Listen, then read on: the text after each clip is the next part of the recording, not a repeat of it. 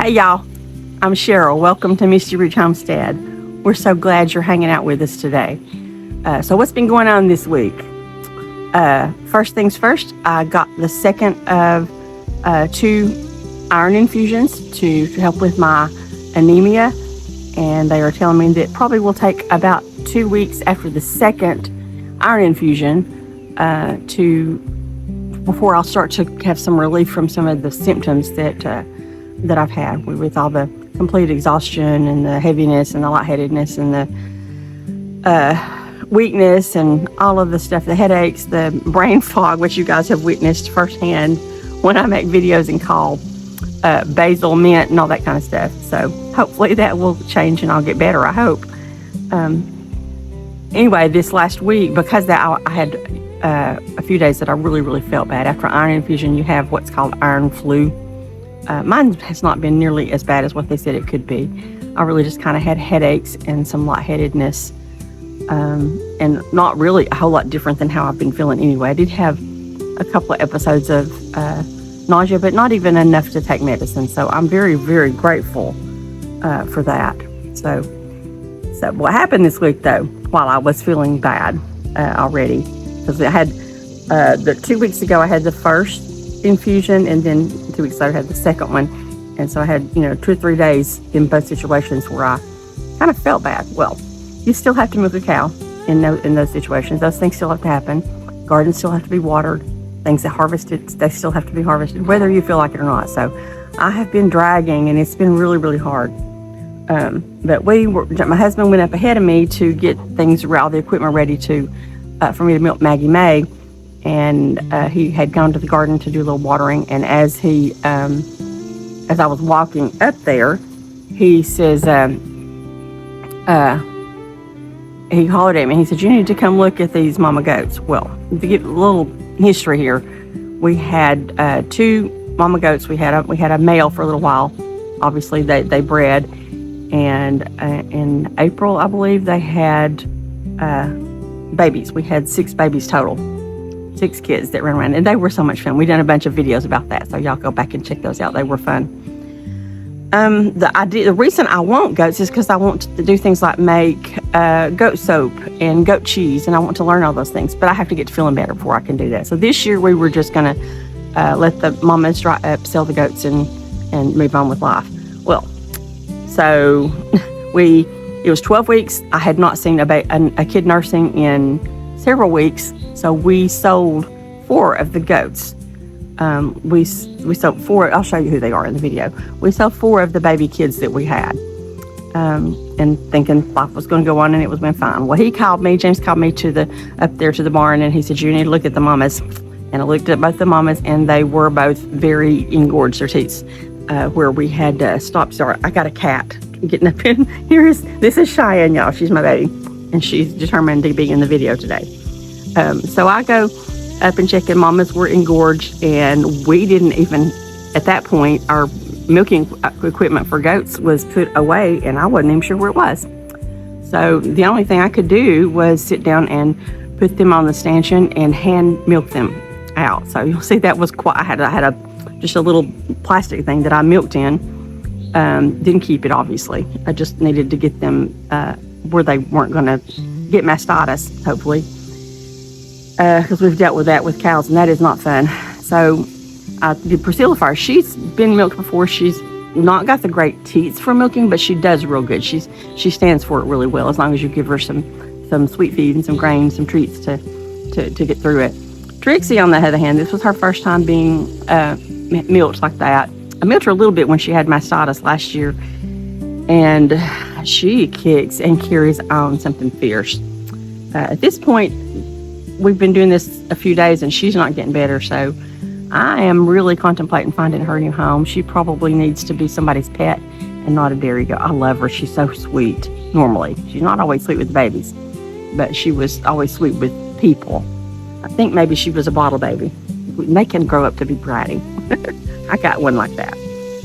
Miss Esme has turned out to be a little brat, because she don't know boundaries with humans at all.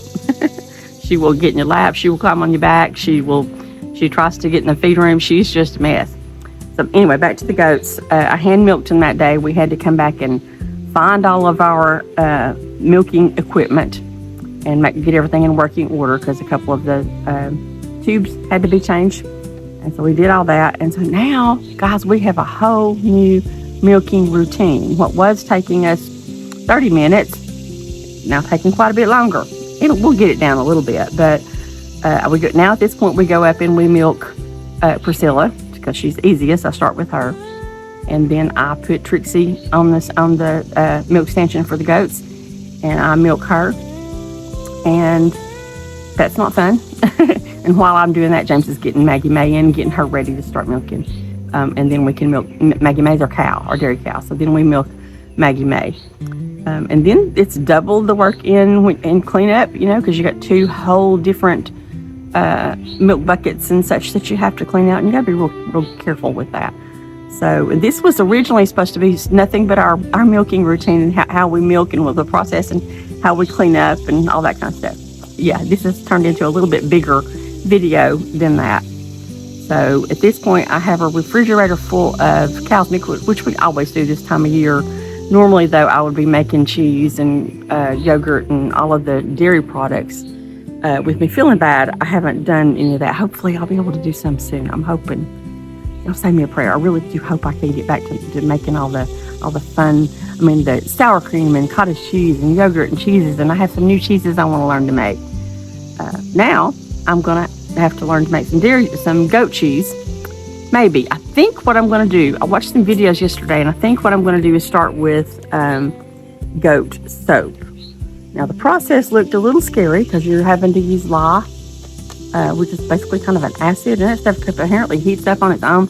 The process, don't look difficult, it just looks a little intimidating. So I'm going to have to do a whole lot more research to learn about that before I do it. In the meantime, what I've started doing today is freezing the goat milk into ice cubes so I can get the goat milk out of my refrigerator. I need the space.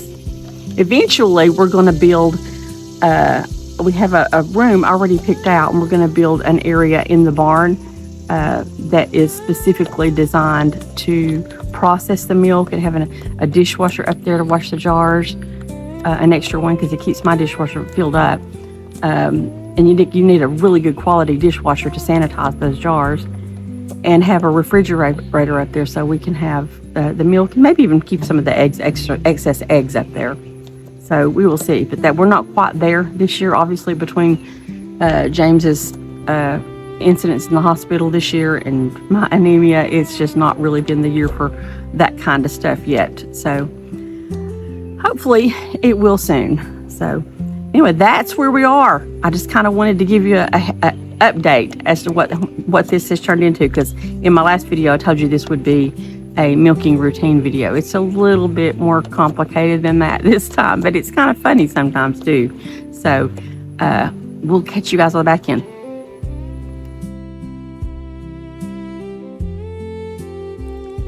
Yeah, check out those udders on Priscilla, and Trixie's look just as bad. We had to do an impromptu hand milking into what I had on hand, because when this happened, we really didn't even know where the goat milking equipment was. I had put it up and we had to find it. Let me back up and get all of us. But now my refrigerator has both cow's milk and goat milk. Recently, our current dairy cow gave birth to her second baby, and he's just adorable. We love him. His name is Gideon. I went out one morning, and we didn't even know for sure that she had been bred. But last year, we had a little girl calf named Izzy, and this year we have sweet, sweet little Gideon. So how did we get here? We started our dairy journey several years ago with a big old cow. We got some friends. Her name was Eileen, and we absolutely loved her. She was easy to milk, and we loved her a whole lot. But she was huge, and we had to get rid of her. James and Kenny built a stanchion on the outside of the barn, and then came Bougie. I loved Bougie. She was a full-blooded Jersey, and I loved her. She was going to be forever our dairy cow. And in the meantime, we got little 3-month-old Maggie May. and Maggie May took a lot of time to grow up. She came home in Whitney and Kenny's Escalade. It was really fun. But while she was growing up we had Bougie, and I was milking, and then I got sick. Then the anemia hit. We had to sell Sweet Bougie because I couldn't milk her. In the meantime, they moved the stanchion into the barn from outside, which made it a lot more convenient. And there's Maggie May and Bougie together. And I started to heal a little bit. Maggie May grew up. And we loved on her. And then James brought home our Dexter bull. He's a mini Dexter, and his name is Jethro. He is the sweetest, wonderful thing. We just love him. Now, I don't cuddle bulls, except on the other side of the fence. I'll scratch his head. You just don't cuddle bulls. But we wasn't sure if he'd be able to do the job because he was much smaller than Maggie May. But last year, he did his job, and we got little Izzy, and we were able to milk. And then over this last year, I wasn't sure if he would be able to get the job done, so we wasn't sure if she was bred or not. But just a few weeks ago, went outside and we found little Gideon. Isn't he adorable? So because of my illness, we did not plan on necessarily milking the goats this year. We just had all the goat kids. I'm sure you saw the videos of those, and if you hadn't, go over to the channel and take a look at all our goat videos, because we had 6 goat kids, and they were 12 weeks old, and I hadn't seen anybody nursing in several weeks, so we sold 4 of the kids, and we thought that would be fine. We sold little Toodles, and we sold the one I called Dottie, and I forgot the other one's names, but the one of them, this little one, that was Toodles, and then this one never have a name. I hope he gets a name at his new home. But we sold them, and we thought everything was going to be grand. We would just keep milking Maggie May, and then I would maybe learn to do what I needed to do with goat milk next year. Well, a few days ago, James went out to get the milking equipment ready for me to milk Maggie May. And when I got up there, he said, sure, you got to come check out the goats. These goat mamas have a problem. And sure enough, they had really, really engorged udders, both of them. So I didn't have anything to do except to hand milk them while we were there. And we came in and we had to do some searching and do some repairing and got our goat milking equipment ready, and here we are. We now have a new milking routine. We start with little Miss Priscilla. She don't have real good teats for hand milking, but she stands really well for the machine and gives us quite a bit of milk. She don't give us any issues. She's just a sweet mama goat. Now, and as long as you give her treats, she's a little sweet grain and some treats, she is really good. So I wash her up and put the teat cups on her and turn the machine on, and we milk her out so she don't get sick. On one of the shorts I posted recently of us milking the goats, somebody posted on there, "Shame on you for taking another creature's milk." And I just laughed. But ultimately, in this situation, we were taking their milk, and we do take and use the milk. In this situation, we were preventing these sweet mamas from getting mastitis or getting sick.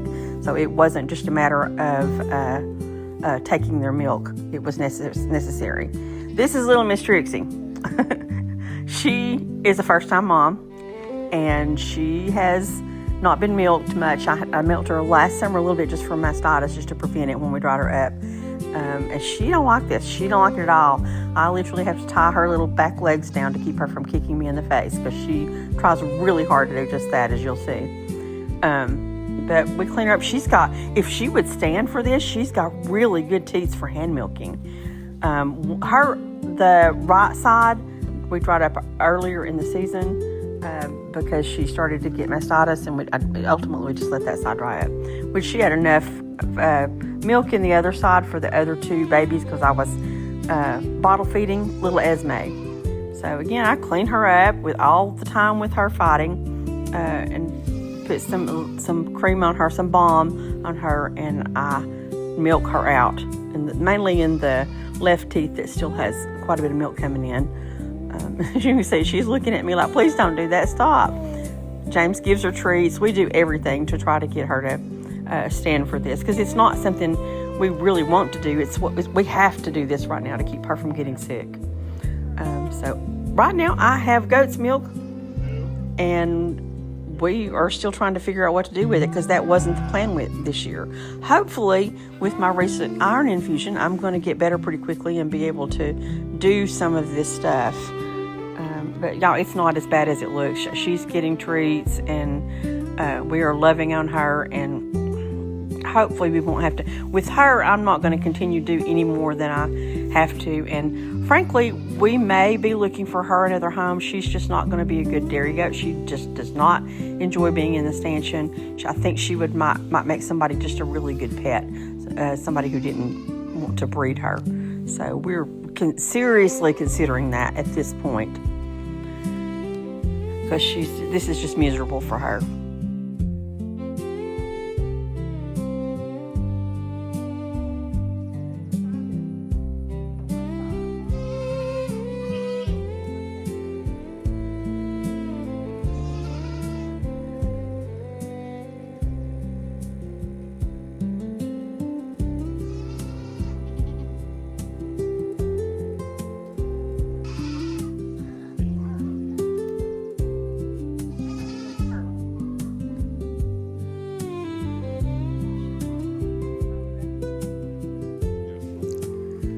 So we finally get done doing what Tracy thinks is torture to her, and we move on to Maggie May.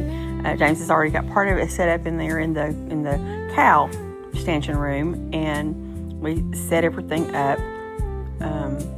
And we have the milk machine set up. I have plenty of towels. I have the hot water that I put a little bit of mint essential oil in. Initially, I add the essential oil to help with the swelling when the mama's first given birth. At this point, it's just so hot, and I think when I'm in there massaging, it makes it probably feel a little better. So that we have a lot of people use teat cups that they dip the cow's teats in with iodine solution. I spray the iodine directly on and then wash it off. I do it at the beginning and the end. So once I get everything set up, James goes out and lets Maggie May in. And I get ready to spray her down with some fly spray. James is bringing in her feed. She gets a mixture of grain and a little sweet feed as a treat. And at the end, we give her these other little treats that taste like apples.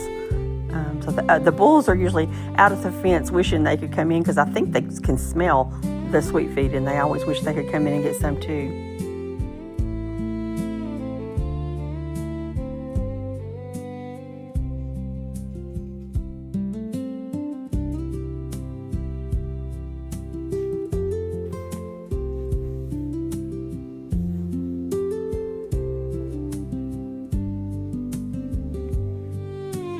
And here comes Maggie May.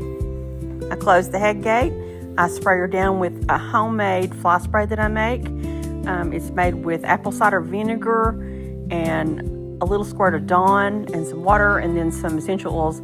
I generally use basil and eucalyptus. Those seem to do the best job of helping get the flies off of her. And there's a fan above her, so this is a pretty pleasant experience, especially in the heat of the summer. She comes in and gets to stand under the fan.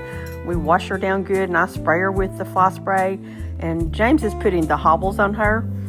Maggie May is a bit of a cooker. We could not milk her if we didn't put the hobbles on her. Last summer, she tried her best to kick my head off. She's a little better this year. She's still standing pretty good, but I don't trust her to get all the way under there and do what I have to do to milk her without the hobbles on. And they don't hurt her. They just kind of hold her legs to keep her from kicking. So I sprayed her down with the iodine, and then I use that hot soapy water, and I scrub her. I scrub every single quarter. I scrub her down really, really good with that warm water. And while I'm in there, I massage a little bit there, and I can kind of see you know, which area is fuller, and if there's any lumps, and if anything's hot. So after I get her good and clean, y'all, sometimes she comes in real muddy. That is not any fun, let me just tell you. That is not fun at all. But I guess in this heat, laying down in the mud probably cools her off. So I guess I get it. Now I am rubbing down her each quarter with bag balm. Again, I'm checking for heat. I'm checking for lumps. I'm going to wipe off the bag balm a little bit off just the tips, because I don't want that in my milk. But it just makes it easier to massage her, and it makes it gentler for the teacups to fit on there. So I'm going to put the teacups. I'm starting on the 2 back teats because those are the 2 quarters that are fullest. I leave the front left one. When she comes in, it's generally almost empty because Gideon is keeping that pretty much drained out. One of the really cool things about milking this time, especially with all my anemia and healing and such, is that this little bull is just drinking a lot of milk. We're working towards 1 milking a day, which you normally wouldn't be able to do. You would never be able to do this with, say, a Jersey cow, like Bougie was. Maggie May is part Jersey, she's part Dexter, and she's part Holstein, which I really like. So we are getting, at this point, with Gideon staying on her all of the time, we are getting about 1.5 gallons a day of milk, which is really perfect for us, specifically right now when I'm not able to make cheese and do all the other dairy products. It's just not having to worry about processing it all. So that's working really, really great, and it's helping that we can do 1 milking a day. So hopefully I will get soon able to do some of those dairy products because we really enjoy them. I did make some butter the other day. I'm going to try the next time I do it to do a video of that and show y'all. But this is kind of showing you where I kind of watch the milk as it comes in. And James is going to take care of the chickens while I'm doing this. And then we very, very quickly take all of that milk in and we pour it through a strainer. And when we strain it, I'm checking that little liner in there to see if there's any lumps, any strings, or anything that looks off. Because guys, I don't mess around with this raw milk. We make sure everything is clean and sanitized. And if there's any question whatsoever, we pour it down the drain. It goes away. We just don't mess with that. So we pour it into these 1/2 gallon glass jars. I'm marking with today's date, and they go right in the refrigerator. And it takes a day or 2 for all of the cream to rise to the top. And once that does, I use a little spoon and pull that off and put it in its own little jar so that I can make butter or whatever with it. So then once I have everything in the jars and in the refrigerator, dated and in the refrigerator, then James takes over and he does the cleaning.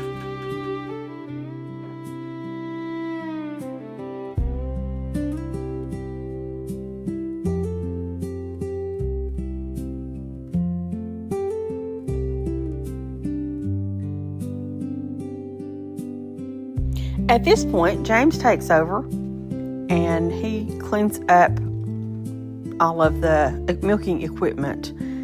He used to be in restaurant management, so he uses a restaurant quality sanitizer for part of the process. And at this point, we're having to relearn this system. We did have this down to a science, but now he's having to clean and sanitize the goat milking equipment and the cow milking equipment.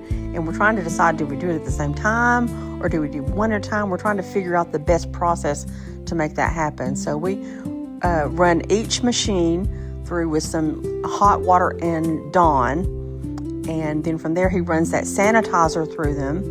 And then we put them through another just hot water. And then we rinse everything out really good and leave it on the counter to dry before I put it away.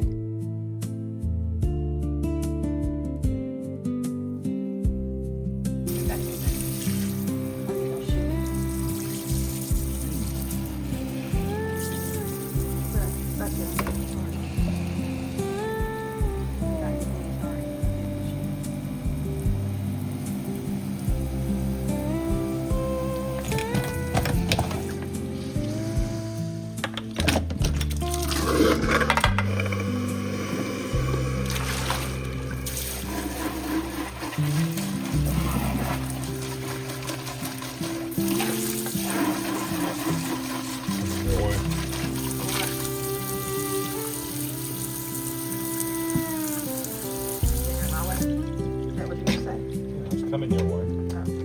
I thought you said, am I your way?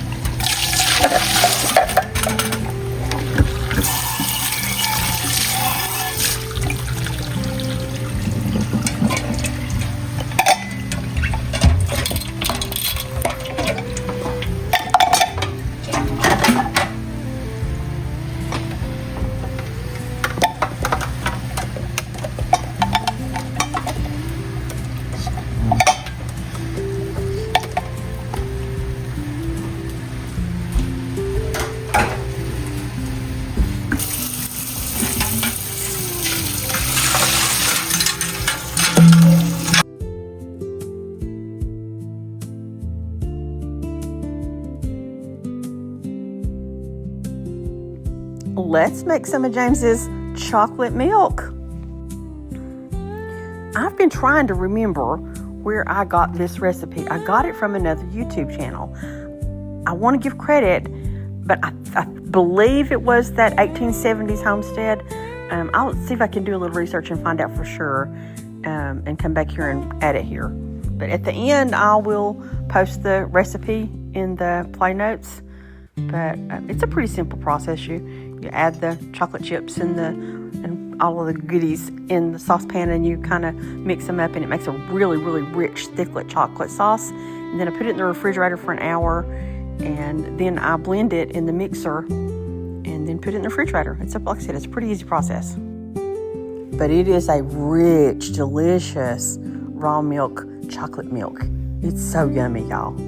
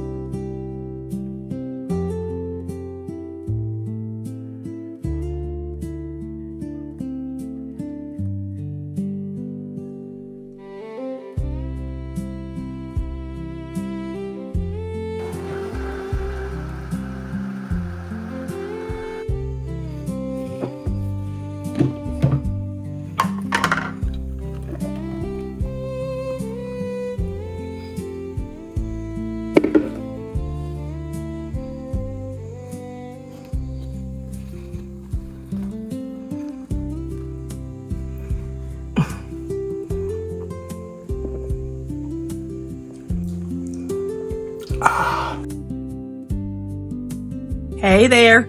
I just wanted to say thank you guys for watching.